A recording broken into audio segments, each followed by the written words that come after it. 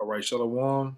This is GMS New Orleans coming at you with another live lesson. As we always do, we start off by giving infinite honors and praises to Yahweh by Shem, Yahweh Shah by Shem Kakadash. That's The honors once again to the elders apostles of GMS. Peace and blessings and salutations once again to the hopeful elect. All right. In this lesson here, it's kind of spin off from a question the brother had asked, but also this is a lesson, for those of the younger brothers out there who don't possibly know this in the scriptures, man, and what it means. All right, because we know, according to the world, or people in the world, and in my time in the truth, I have seen people in the world use certain scriptures like what it is. Get it real fast out. 1 Corinthians 16 and 20. They use scriptures like this to try to say that certain particular stories or certain particular phrases in the Bible, all right, it shows brotherly love or affection or simple words. They use it and twist it to try to say people, Paul and different other people, David, Jonathan was gay, all right, or even the scripture about the gay clothing, they don't have no understanding of that, man, right? Which the people of this world, they're off, man. Their mind is perverse. Okay, but start me that Corinthians real fast. God. This is the book of 1 Corinthians 6, chapter 16, verse 20.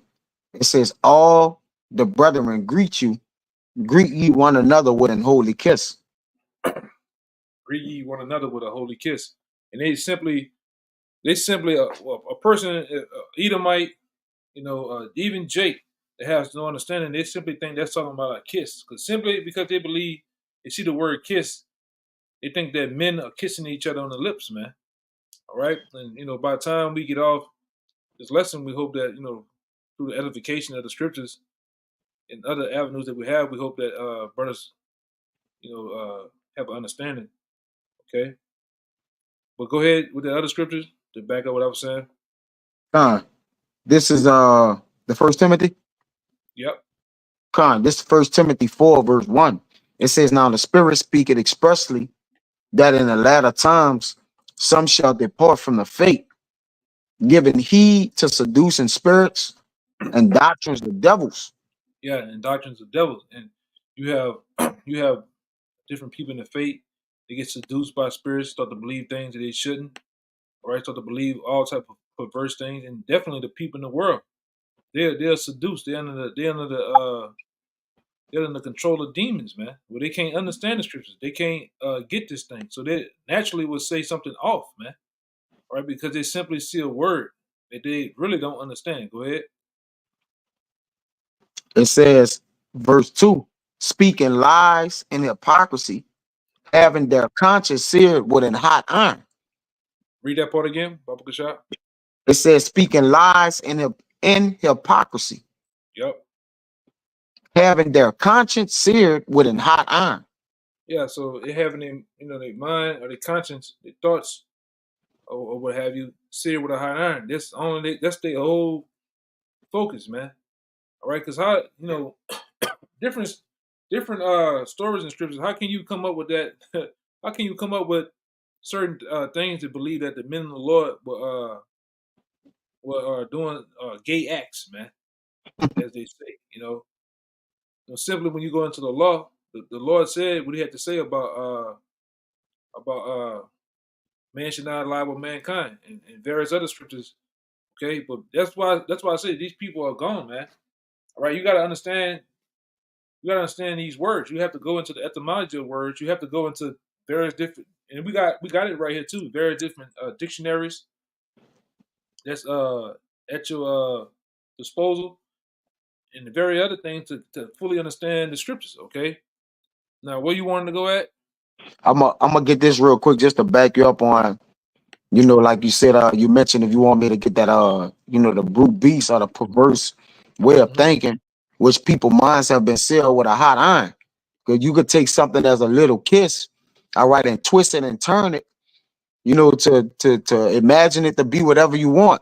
It's just really it's really for you to find a way to basically not want to deal with the Bible in such way or look for the error in the word of the Lord, man. A lot of men who don't want discipline, They look for errors, all right, that they could say, well, look, this is their excuse. They find the excuse according to their own will. But this real Yep. quick to back you up, the 2 Peter 3:16, it says, as also in all his epistles, speaking in them of these things, in which are some things hard to be understood, because their conscience are seared, right? Which they that are unlearned and unstable rest, as they do also the other scriptures unto their own destruction. So the people that are unlearned and unstable, they wrestle with the scriptures, man, which ultimately cause a mental destruction or a mental blockage, all right, which help them destroy themselves, man. You know, as beasts, because beasts don't understand, all right, the things that they need to understand, man. I could bring that out whenever you want that. It says, go ahead. Go ahead. It says, ye therefore, beloved, seeing ye know these things before, beware lest ye also, being led away with the error of the wicked, fall from your own steadfastness. So the men of the Lord are the beloved. Is talking about that we have to make sure we understand the things which the scriptures are wrote and given unto us, man, thoroughly, all right, before we fall away with the error of the wicked, man.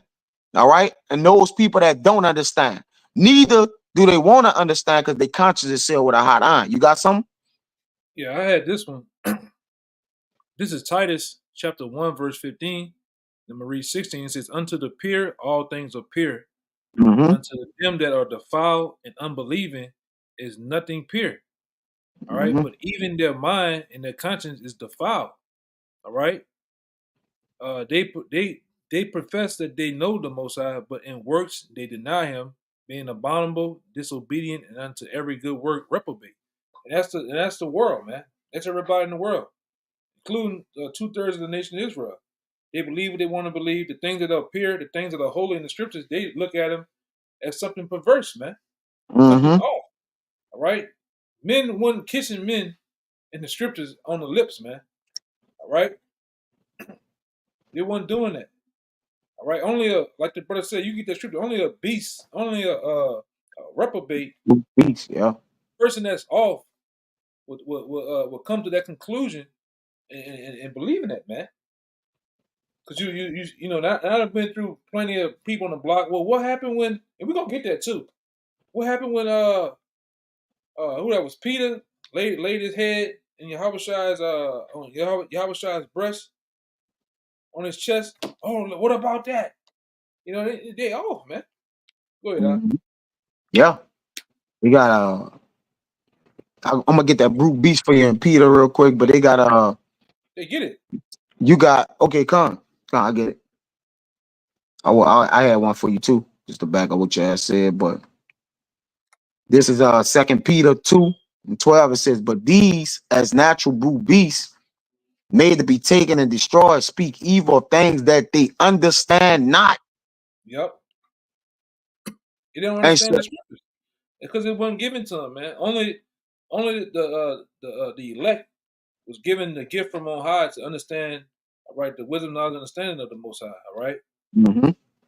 these other nations, all right, 2/3 of the nation of Israel, they can't get it. It wasn't given to them. All right, so naturally, when you have something that's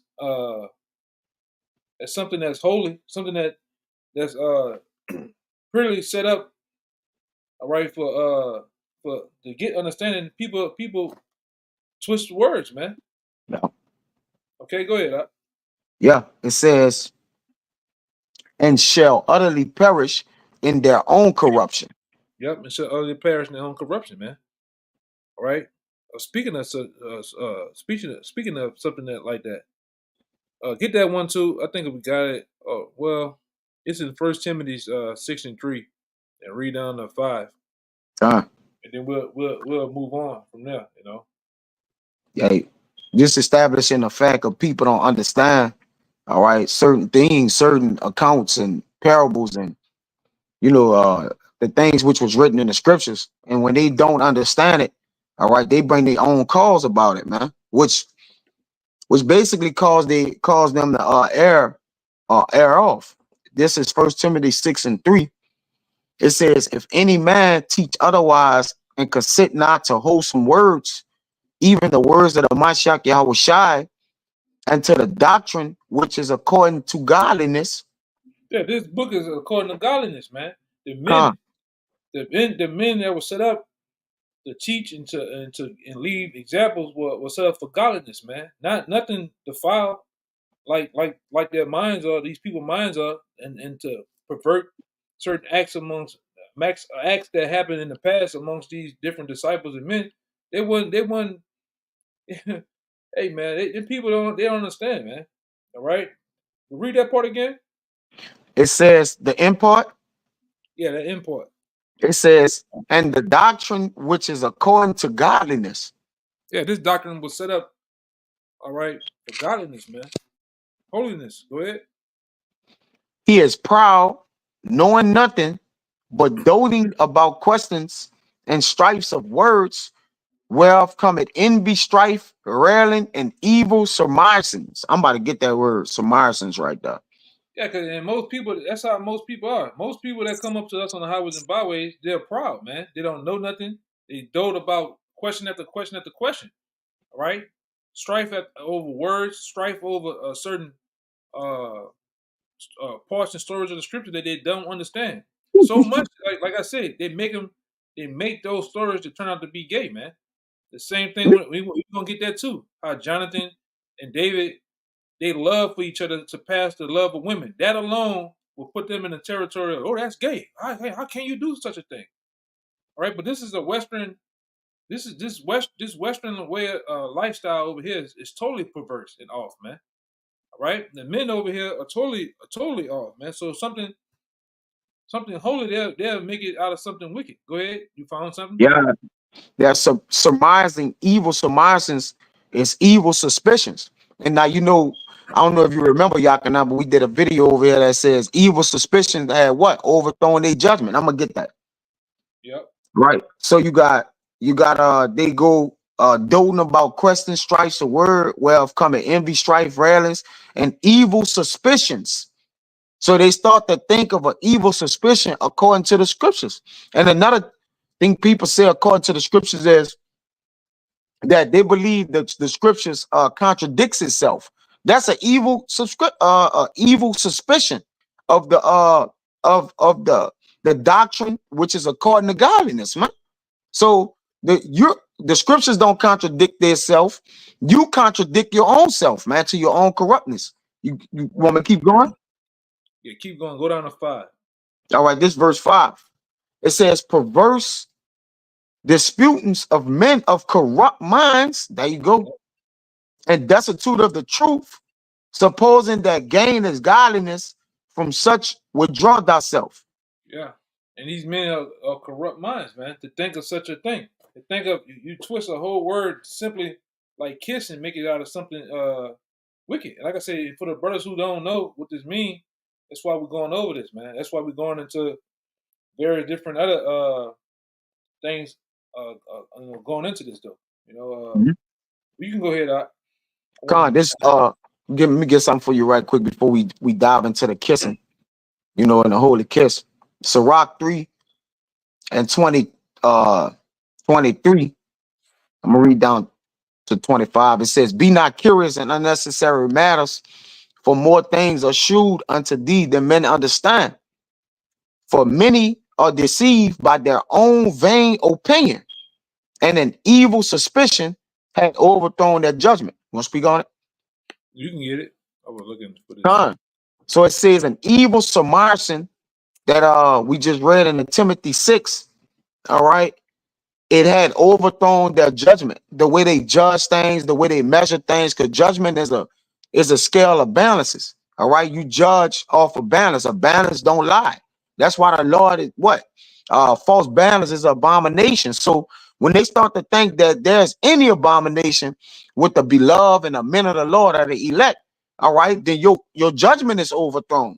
All right. And the evil suspicion had did that. You see?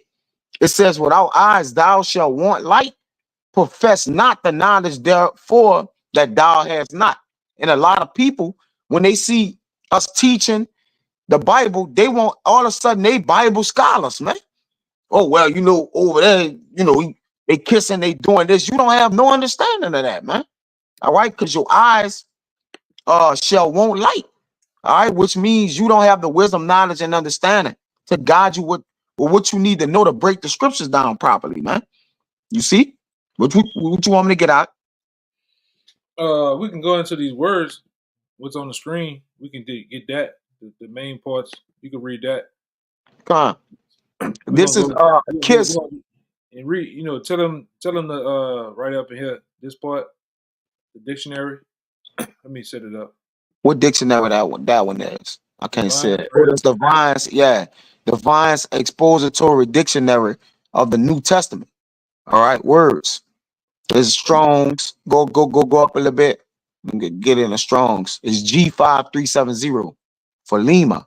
It says a kiss was a token of Christian brotherhood, whether by the way of welcome or farewell, a holy kiss. Mm-hmm. As free, holy, hagios, or separate, as free from anything.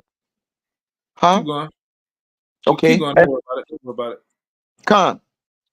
As free from anything inconsistent with their calling as saints or a kiss of love. There was to be an absence of formality and hypocrisy, a freedom from prejudice arising from social distinctions, from discrimination against the poor, from partiality towards the well-to-do. In the churches, masters and servants would thus salute one another without any attitude of condescension on the one part or disrespect on the other. The kiss took place between persons of the same sex in the apostolic constitution. All right, the apostles or the disciples. A writing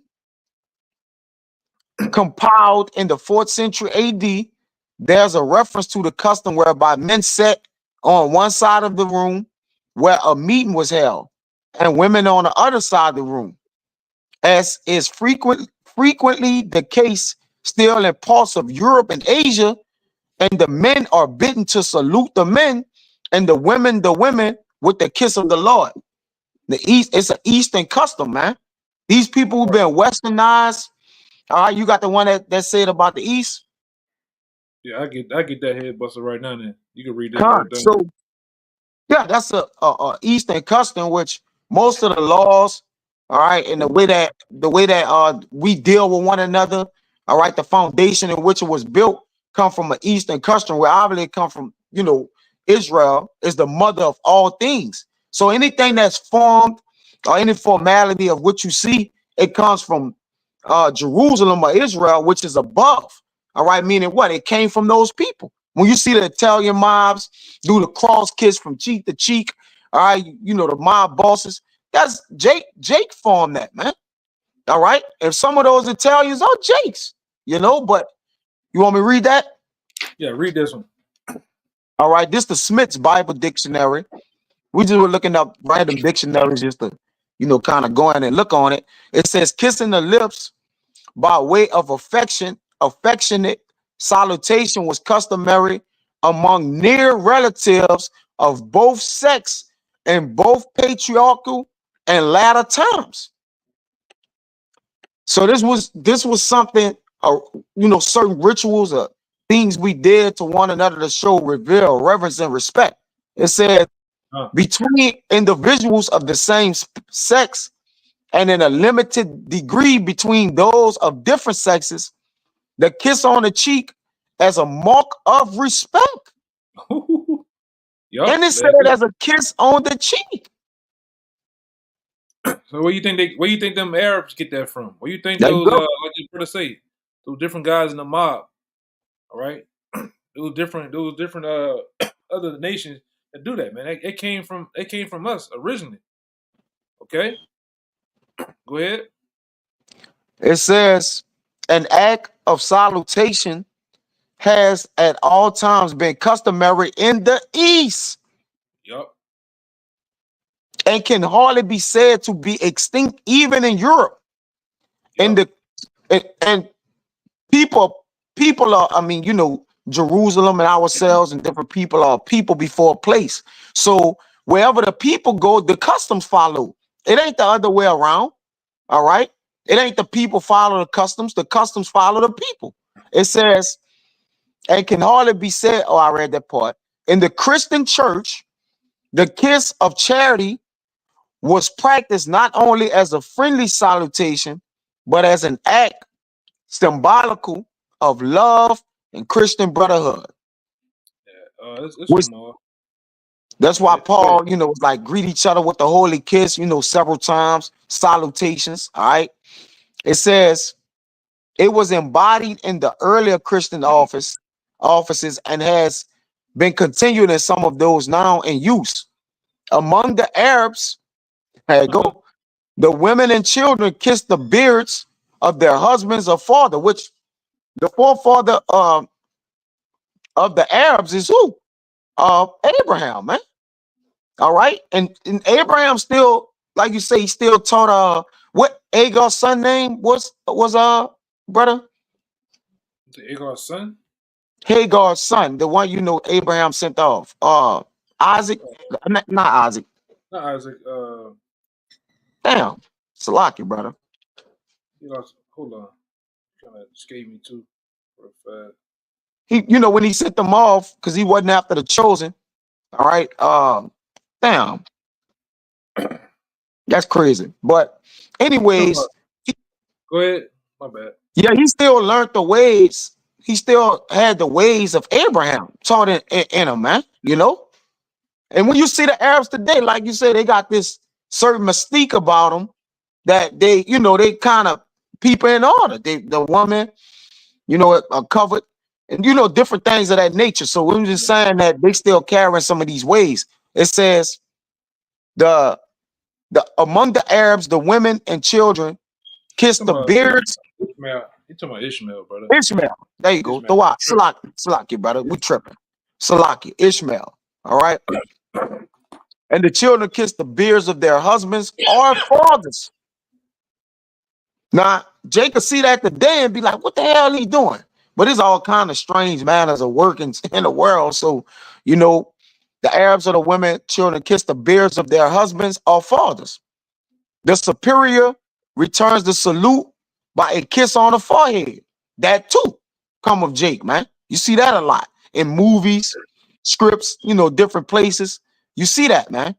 Yeah, even amongst the king, when one that lived in amongst the kingdom will go to see the king to have a discussion with him, what they do? They kiss the ring, kiss his hand.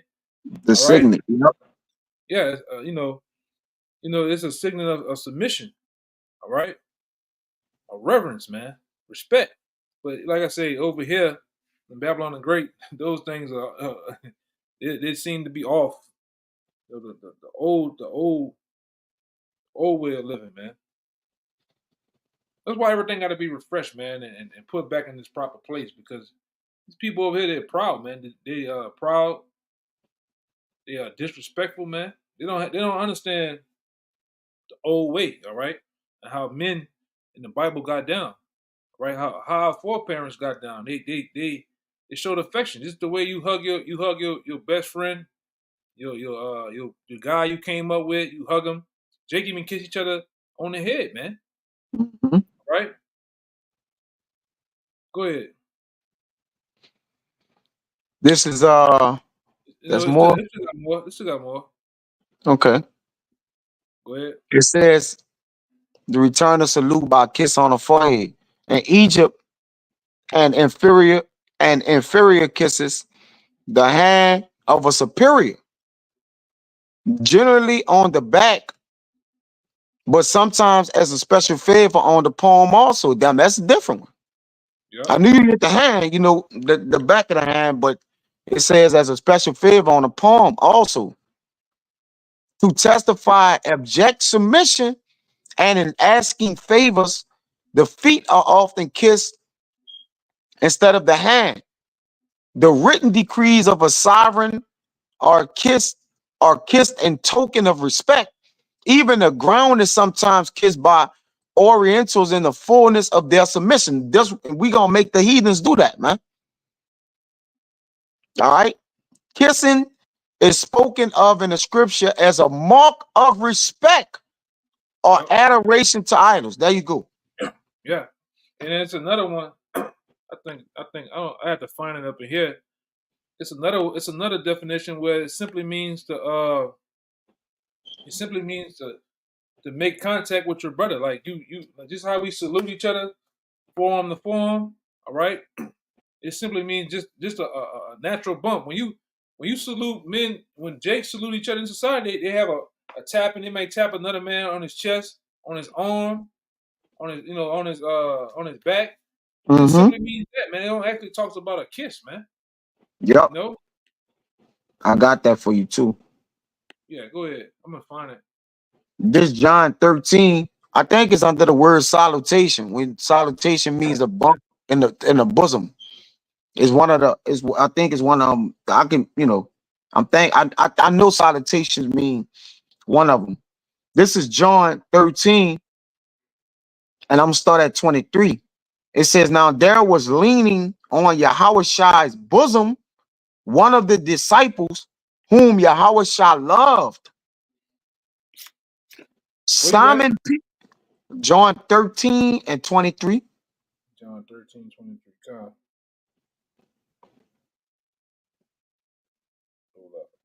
Which, go ahead, read it. I'm gonna get that.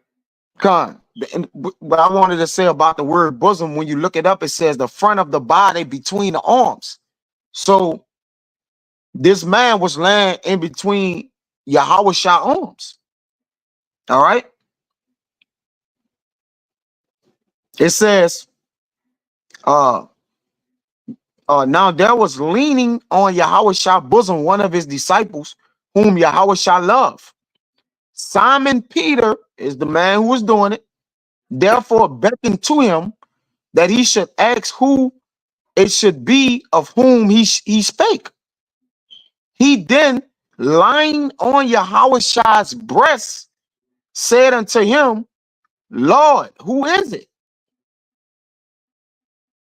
Yeah, and they'll count that as a gay matter, man, in this world, man.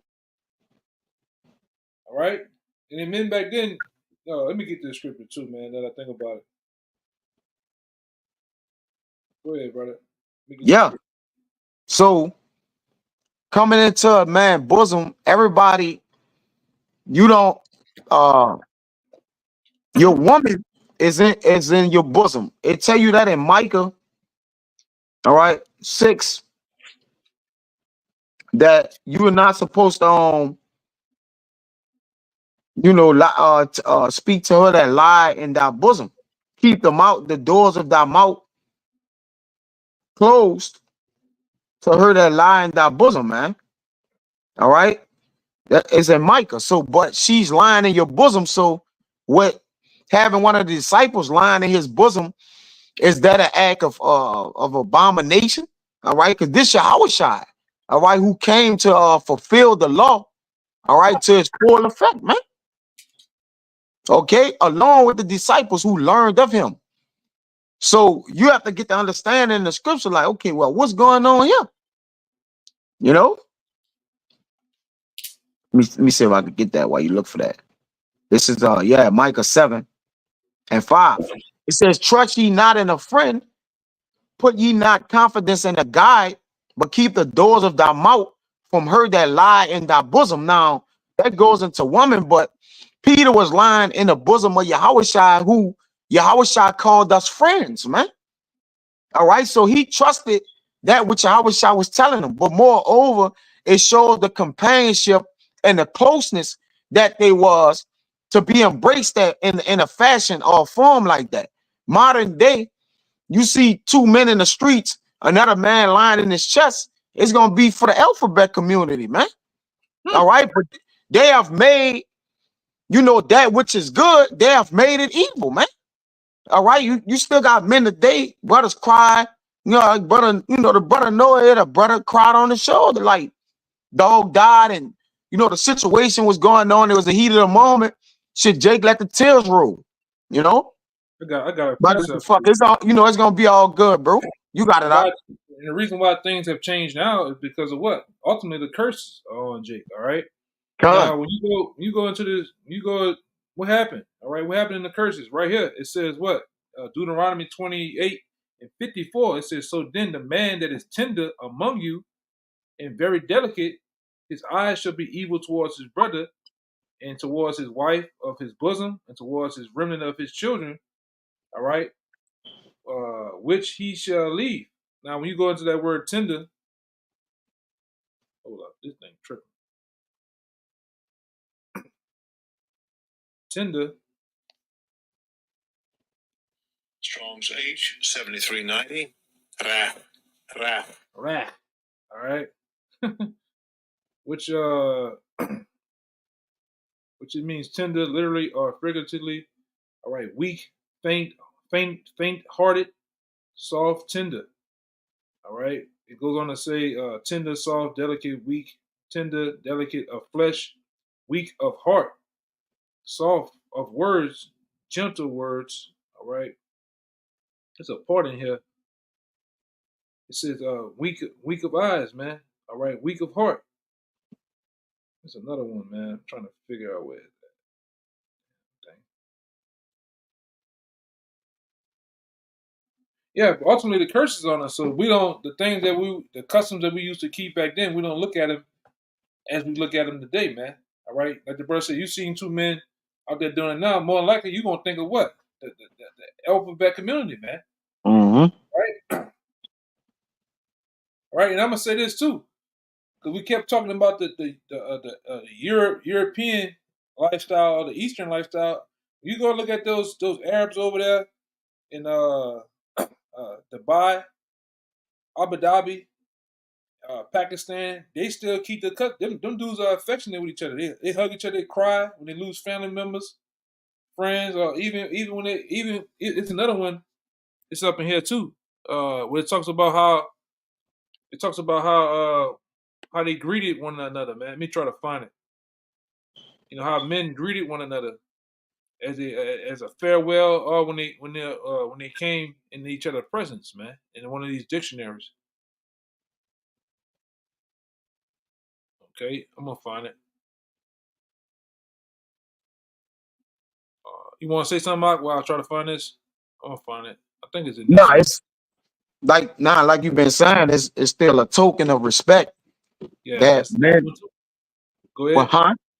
No, that it says that too in one of these. I'm about to find it. Like when you again the practices and customs that they follow, they still, and you know, there's a sense of love, like there's a synergy, in which is just a reverence, a respect, man.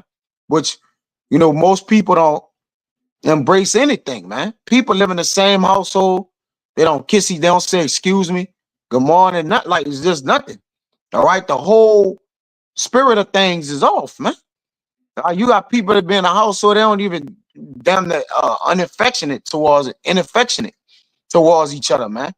All right, which that still was a custom in which Israelites, we are friendly, like, you know, we have that spirit of Yahweh Bashim Yahweh Shai in us, man. Okay, we still, but we can't do it. Why? Because of, like you say, the curses have taken a toll on us. What you want to say? Look at that. That's one of the things I found. It says, yeah, the kiss is common in Eastern lands and salutation, etc., on the cheek, the forehead, the beard, the hands, the feet, but not in Paul, the lips. Come on, man. There you go. Yeah. Come on, man. Not the lips, because the lips is an indication of. Go ahead. You want to say something? No. You got it, brother. You got it. Yeah. The lips is the indication in where, you know, a man approach a woman in that way. All right, it's a different. It's just a different greeting. All right, the way that you actually. That's why when Paul mentioned the holy kiss, it was a tight salutation. That which we have a bond we have built in love for the truth, man. All right. And that's why we salute. We grab the forearm of a man, all right, and then bring him into our bosom, all right, which is an indication of the way that we salute and the love we have for Yahweh Bashim Yahushai. We show that with our brothers, man. All right, that's why Jake, man, put some strength in that salutation, man. All right, let me know it, let me know it's done. Yeah, and these devils that put these dictionaries, these elites and these scholars, so-called scholars, they know this, man. All right? Read that one more time, like to hone in the point. One more time. And this is in the International Standard Bible Encyclopedia, man. All right? So go ahead. Yeah, see, the kiss is common in Eastern lands and salutation, etc. On the cheek, the forehead, the beard, the hands, the feet, but not in paw, the lips, man. Yeah, so he ain't have men kissing each other on the lips, man. Yeah. All right? Because watch this. Watch this real fast. Watch this. This how perverse this devil is. So let's put in holy kiss and let's look at images. And what are you gonna get? Look at this shit, man. Hold up, me zooming in. This is what you get from when you put in holy kiss, and this is how the world thinks, man. Look at this. Huh. You know. Look at this. Look at this shit, man. Look right Yeah, there. Yeah, that's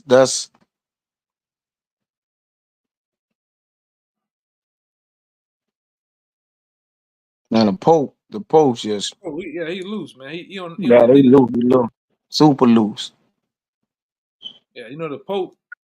He got that diddy daiquiri, man. So they do their thing. Oh, they did it daiquiri. That diddy broth.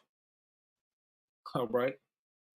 But as you can see, they turn it into something off, man. As soon as you put it in to try to find out what it is, all right, this is what they give you, all right? Especially this shit here, man. All right? Let me get off that. Bam. But let me find this other one real fast. And we can yeah, there you go. It's right there. This is what you said earlier, brother. It's in the I don't think we pass it up. Right here. This is what you said earlier. As a token, you remember? Yep. As a token, a holy kiss. I got something in Luke for you too. Yeah. It was a token of Christian brotherhood. Whether Yep. by way of welcome or farewell, man. Mm-hmm. Right? So that's good. Go ahead. God, this Luke 7. This is an account 7:43. It says, Simon answered and said, I suppose that he to whom he forgave most, and he said unto him, Thou hast rightly judged. And he turned to the woman and said, Simon, seest thou this woman? I entered into thine house. Thou gavest me no water for my feet, but she has washed my feet with tears and wiped them with the hairs of her head.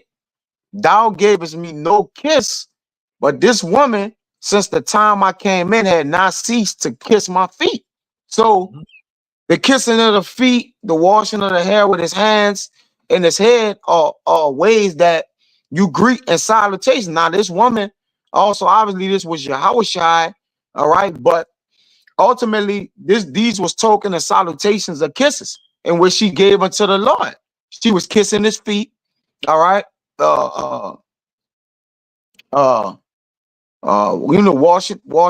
Washing his hairs and heads, as it said, all right. But I just wanted to bring that out as an account in which, even though you say, well, that was a woman, well, Yahushua washed the feet of the disciples, all right, with his hand.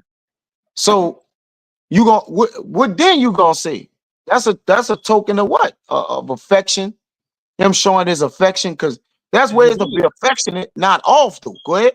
It was a way to show humility, showing that he was who he was. He took the low and did that very act, man. All right, on those men. All right. What's another one? Oh, this brother here put the one that you wanted to on the board right here. Yep. Which we was gonna get to that Yahweh Bashim Shabakata too, brother. Yeah, we had those lined up, but we just wanted to kind of outline the fact in which the way people think is perverse and twisted. So we wanted to, kind of get to that first and foremost, and then get to the meat of the matter of the scriptures, man. All right, this is 1 Samuel 18:1, and it came to pass when he had made an end of speaking unto Saul that the soul of Jonathan was knit with the soul of David, and Jonathan loved him as his own soul, because there was connected in the spirit of Yahweh Bashim Yahushai. Because you know how Jake say love at first sight. Well, what happened when Jonathan met David? It says they loved each other at first sight and was inseparable. You know, he took him and started letting him wear his clothes and different things of that nature. All right, but this wasn't a love that you have with women. All right, Jake think the only way you love is how you love with a woman. Really, a man love surpassed the love of women, which we're gonna explain that. All right, because the connection which men have with each other, some things you could talk to your partner about, you can't talk to your woman about that, man, and vice versa. All right, or certain things you do with a man, you can't do with a woman. So y'all relationships are they different. All right, but that don't mean, because it's different levels of love. Jake, you can't love everything the same. You can't love nothing the same way. You can't love your children how you love your woman, because you go inside your woman. You can't love your mama, all right, how you love your woman, because you know she birthed you. There's a certain honor there. You can't love your daddy how you love your children. It's like, so there's levels in which you got to know how to love, man. You want to say something? And that was David Road Dogg, man. It's just like you That do was with it, your yeah. friend. When you come up with a friend, whether it be in the same hood or whatever, what you do, you let them use your shoes, you let them use your, the things that you have, because that's your ace boom coon, man. That's your partner, man. All right, and the same thing was going on with them. All right, and them I gotta was read there verse about that, man.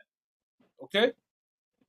Salaki. I'm about to say a lot of people twist that up, and I'm trying to look at one from what I remember in the commentaries of these different scholars. They said something about it, but go ahead. I'm gonna try to find it. I'm gonna read down, because I had mentioned this verse 2 back in 1 Samuel 18:2. It said, and Saul took him that day and would let him go no more to his father's house. So the day that David met Jonathan and it was knitted, he didn't even let him go back home, man. He didn't even let him go back home. He says, and Jonathan and David made a covenant, all right, because he loved him as his own soul. So from the moment, all right, they hit it off, and some brothers got accounts of this. Like, moment I met some brothers, our souls been, our mind towards each other been as such, man. Still my partner to this day. It says, that's pretty much good. It says, and Jonathan, last one, stripped himself of the robe that was upon him, like you said, give him his shoes, clothes, whatever, and gave it to David and his garments, even to his sword and to his bow and to his girdle. Come on, man. Come on, man. I got one for you too. I found one of them. I remember. You found it? Come on, you got it. This on BibleHub.com in the commentaries of the commentary of Matthew Henry's. It says the friendship of David and Jonathan was the effect of divine grace, which produced in true believers one heart and one soul, and caused them to love each other. The union of souls is from partaking in the spirit of Hamashiach, which the Most High united hearts. Carnal matters are too weak to separate them. Those who love Hamashiach also, those who love Hamashiach as their own souls will be willing to join themselves to him in a everlasting covenant. And it says, in certain, a great proof of the power of the Most High, grace in David, that he was able to bear all this respect and honor without being lifted up above measure. Yep. It's another one that I remember, man. It's another one that was kind of heavy. This the word soul. It says a substantial entity believed to be that in each person which lives, feels, thinks, and will, the spiritual and emotional part of a person. So they souls spiritually what? Connected. Like, Mhm. like we did when we met. We didn't know each other. All right. But what we had in common, our spiritual goals that was at hand. The spirit, man. It wasn't, I ain't meet you and was looking at your body structure, brother. Like, well, I need to, you know, he need muscles. It was about what? The spiritual approach which he came about, man. And that's what that we're gonna connect us to the end and keep us connected. That in the posh, man. It says the living being. Oh, yeah, that's the point. The spiritual and emotional part of a person. So that spiritual part in which when we connected, all right, they hit it off, all right, because they ain't just get together and go play spade, man. All right, David was spiritual, okay. He was a man after the Most High heart. So you know he showed what? Jonathan the same thing, man. That's why we believe that Jonathan is of the elect, man. Yeah, I'm trying. I ain't gonna worry about it. I'm trying to look for it, but it's a couple of books on that I had to go through. But it is, the point was made, man. All right. We got any more scriptures we got? Yeah, I got more. This second Samuel. We don't gotta, like you say, we don't gotta beat it all the way home. There was just something we wanted to go into so Jake understand. This second Samuel, 1:26, which Salaki, let me get that. Is Second Samuel 1:26. This was after Jonathan was slain. All right. It says, I am distressed for thee, my brother Jonathan. Very pleasant has thou been unto me. Thy love to me was wonderful, passing the love of women. You want to bring that up? You want to say something? Because I'm about to get it to where he took care of his child after that. Oh, get it then. Get it. No, speak about that one. Passing the love of women. Yeah, and this is another one that they kind of twist and messed up, man. And like I say, it shows you the love and the love and honor that they have for each other. So he said they love past the love of women, man. All right, he loved the man like that was his. What we say out here? That's my brother from another mother. He Yeah, loved him like that's that, it. man. All right, and nothing was quote unquote gay about that. Okay, but like the other saying, bros before hoes, man. That's how David loved Jonathan, and they had nothing to do with them. Because even when you go into the Wikipedia about this particular scripture, they try to allude to something. They try to allude it to being like something homo, man. All right, and that's not the case. All right, they reverence and they love each other, man. Like you love your best friend, that first cousin. All right, or whatever family member that you had.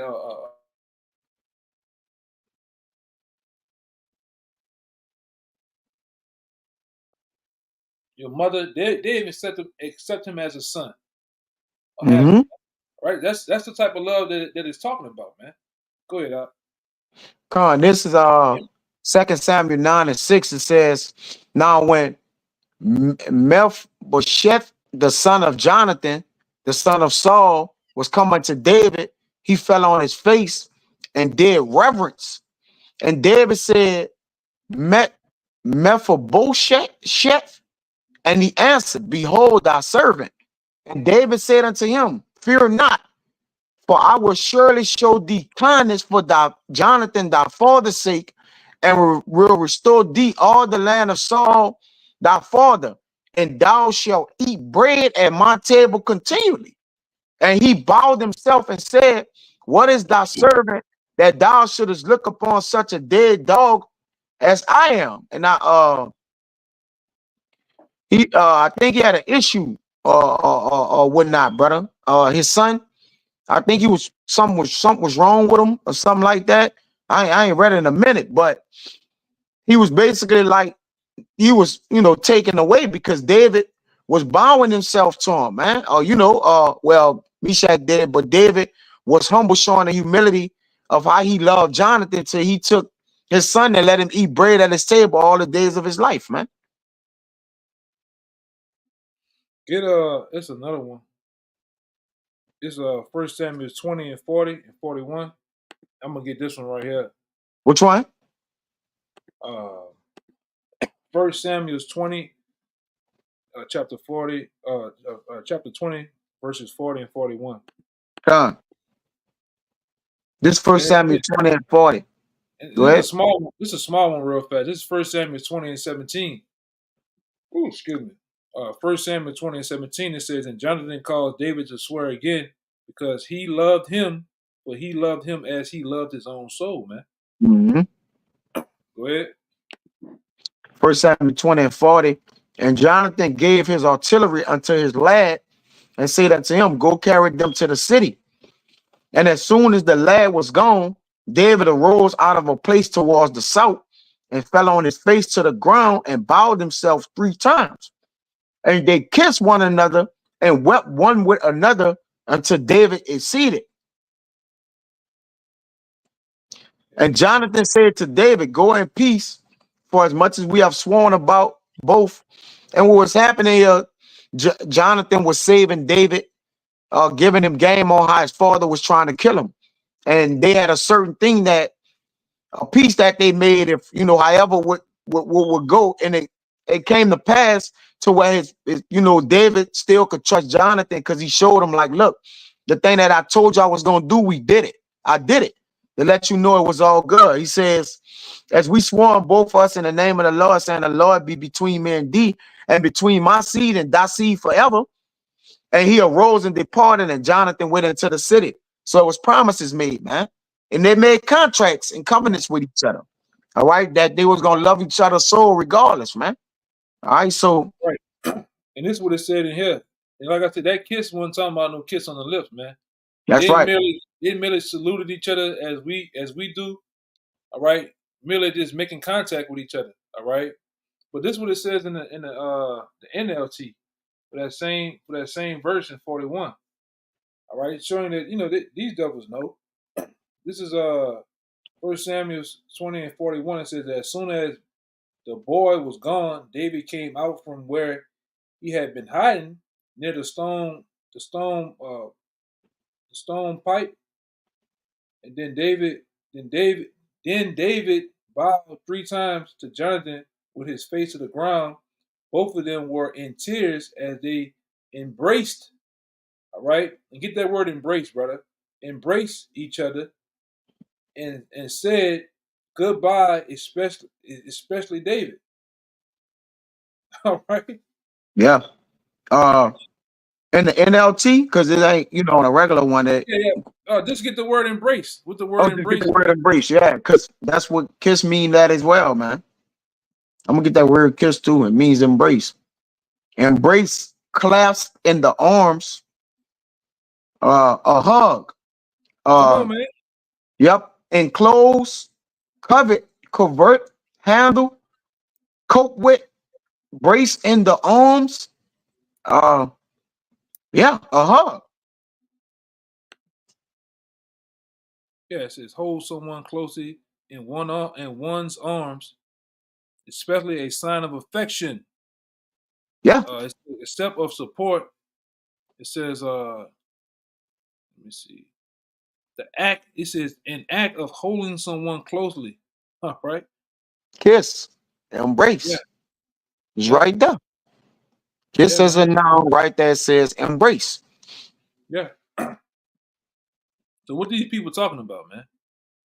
Yeah. Hey, some of the words. What this is? Yeah, but it means hold, take hold of in one arms, to hold, cuddle, squeeze, grab, to care. Yeah, man. The welcome, accept, receive. All right. So the point was made, man. Yeah. The point was made. Let's see if I got one. Yeah, like you say, bro, the point made. We could sit in,